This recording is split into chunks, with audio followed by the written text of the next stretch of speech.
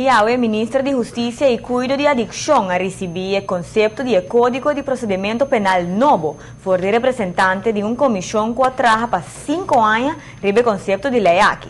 No momento de adaptar o Código de Procedimento Penal, tem hope conta com o tratado internacional aplicável na Aruba e outros 5 territórios na caribense de Reino Holandês. O Código de Procedimento Penal atual não corresponde mais ao tratado internacional. A lei aqui está discutir na cada isla e entre a isla. A ter conta de uma banda com o Tratado Internacional de Direito de Gente e de outra banda com o Tratado que tem com proteção de testigo, detenção, etc. A comissão que trabalha na Aruba riba o conceito aqui a consistir de representantes de diferentes grupos de interesse no ramo de lei, maneira corpo policial, advocacia, Universidade de Aruba e muito mais.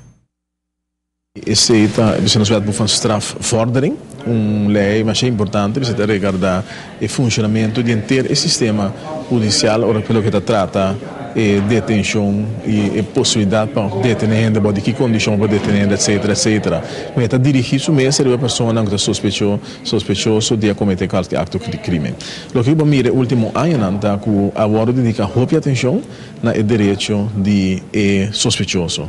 E esse é 13 que o banho de nosso Código Penal tem regra que a põe em posição de justiça, zelfs in best die complicaat voor atender o crime. We hebben een commissie hier in Aruba gehad, bestaande uit leden van alle geledingen, dus zowel politie, gemeenschappelijk hof, maar ook justitie. We hebben leden gehad van de advocatuur, we hebben mensen gehad van de universiteit. En we hebben met z'n allen gesproken over allerlei opties die er zouden zijn.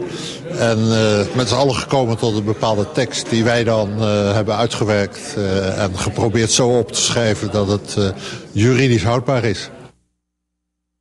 Essa aqui está uma lei muito importante para o funcionamento do inteiro sistema judicial. Durante o último ano, aqui a dedicar muita atenção no direito de sospechoso e essa é a 13 que há código penal que por visa a complicar a posição de justiça para por atender o crime.